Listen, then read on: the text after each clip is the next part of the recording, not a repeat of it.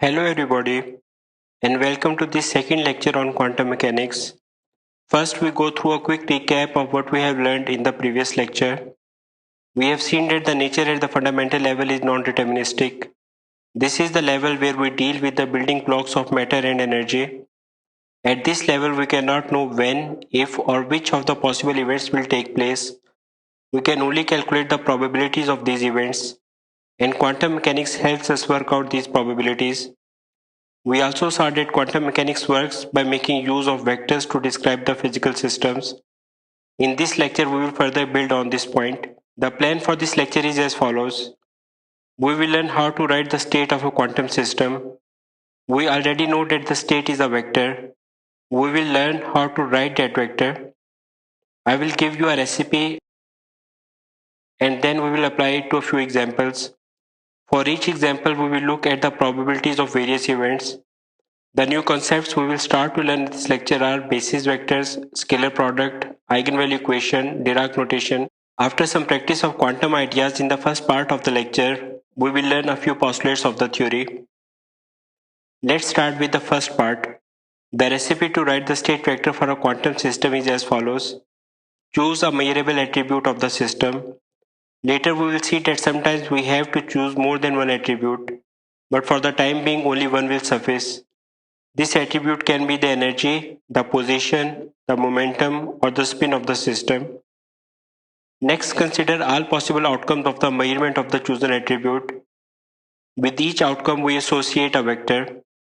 The vectors we pick in this manner are the ones that have a physical significance. These associate with definite values of the attribute we have chosen. These vectors constitute a basis. We call these basis vectors. Once we have this basis set, we can write any arbitrary state of the system as the linear combination of these basis vectors. Here is an important point to keep in mind. Since we can choose among many possible attributes, we can express the same state of the system in many different ways. Now we will consider a few examples, and we start with the example we have already covered in the last lecture. We have a photon passing through an interferometer.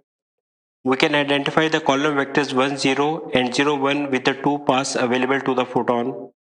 These are our basis vectors for the system. Any arbitrary state of the system is the linear combination of these two vectors. For example, the state inside the interferometer is iota RT, which is iota R times 1, 0 plus T times 0, 1.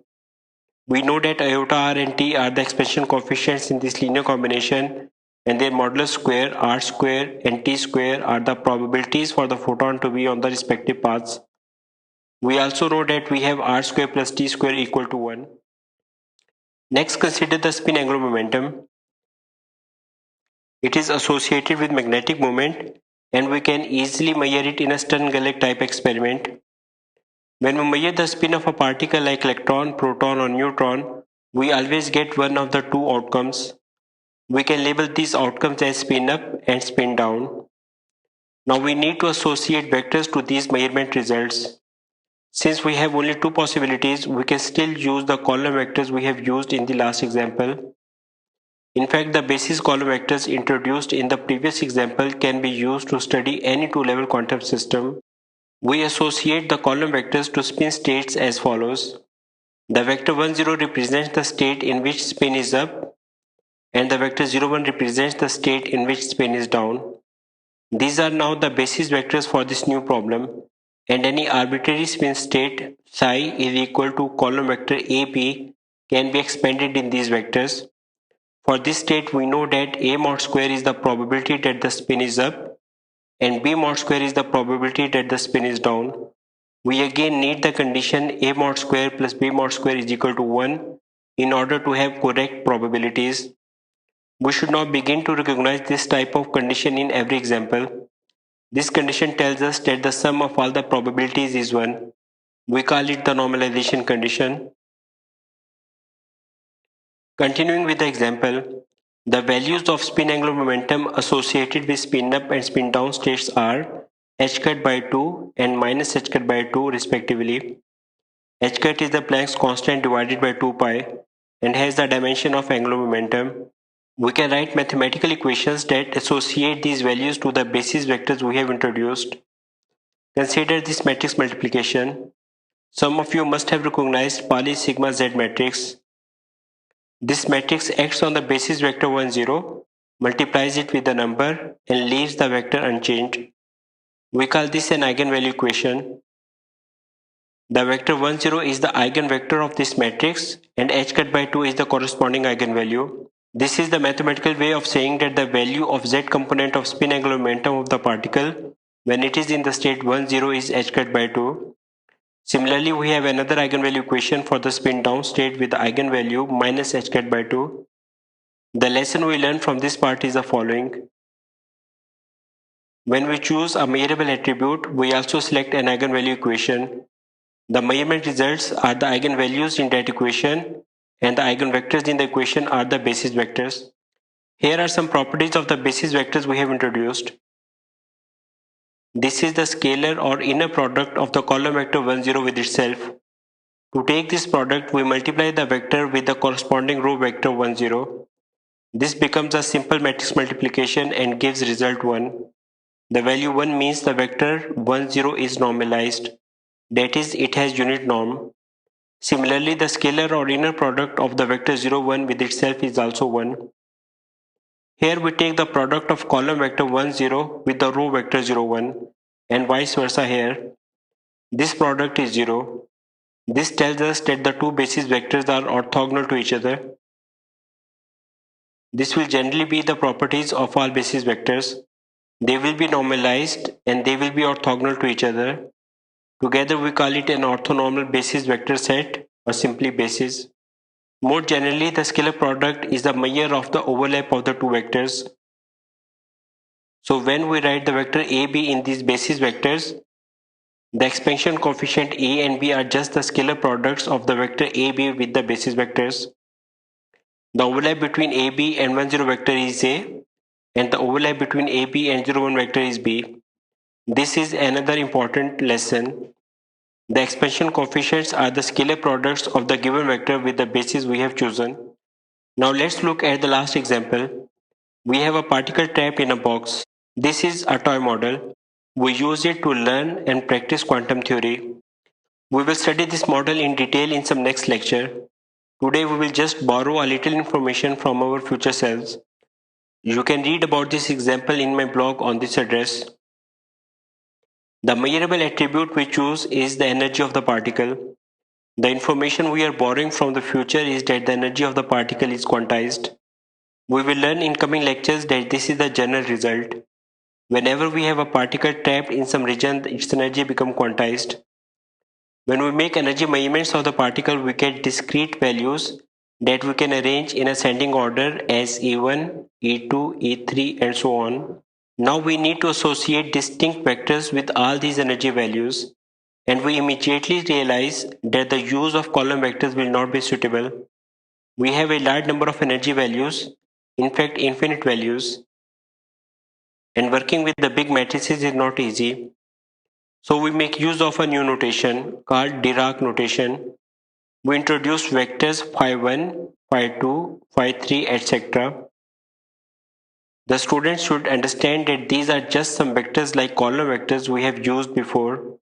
The only new thing is the fancy notation. We call these ket vectors or simply kets.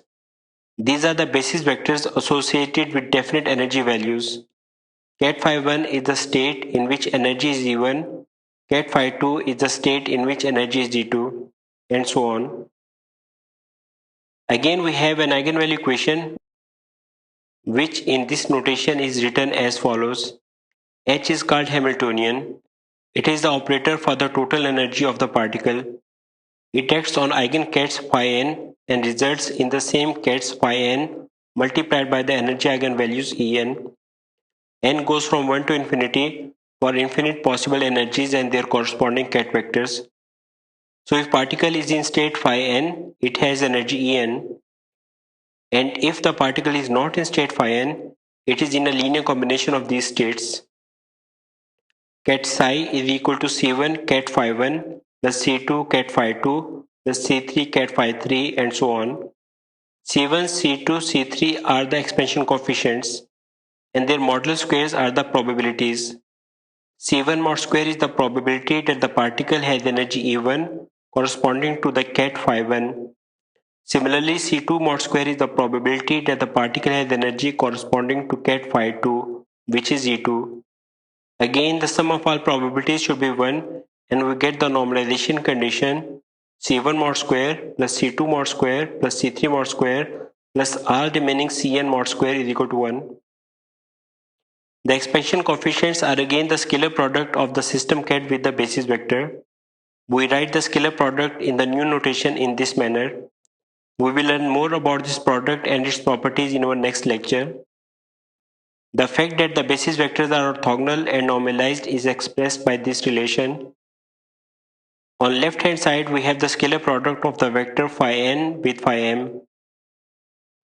On right hand side we have this symbol we call Kronecker delta. It can have only two values, 0 or 1. Its value is 1 when the subscripts are the same and value is 0 when subscripts are different. So the scalar product of any basis vector with itself is 1, telling us that the vector is normalized, and the scalar product with all other basis vectors is 0, telling us that these are all orthogonal to each other. Here is a little quiz for you to check your understanding. We have these states for a particle in a box. What can you say about the energy of the particle in each state? Feel free to post your answers in the comments below this video. Now we have practiced enough quantum mechanics to understand a few postulates of the theory. These postulates I have taken from the book on quantum mechanics by Claude Cohen-Tannoudji, Volume 1, Chapter 3.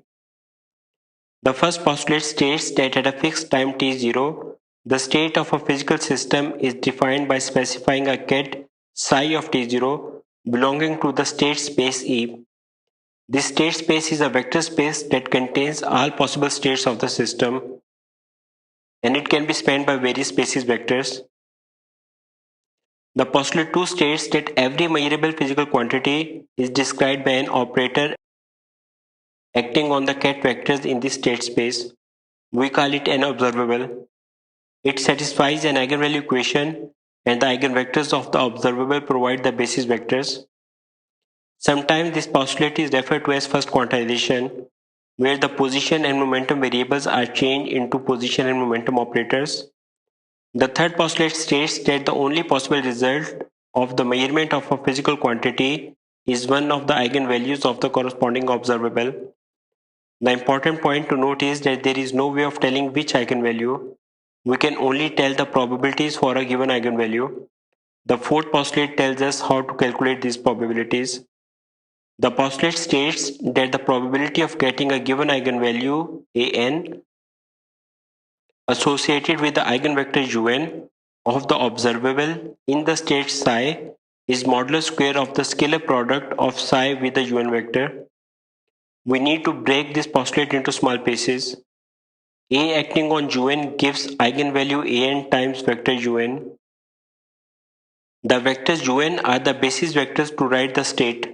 Psi is equal to C1 U1 plus C2 U2 plus C3 U3 so on. This is equal to sum over n Cn Un. The expansion coefficient Cn are the scalar product of vector psi with vector Un.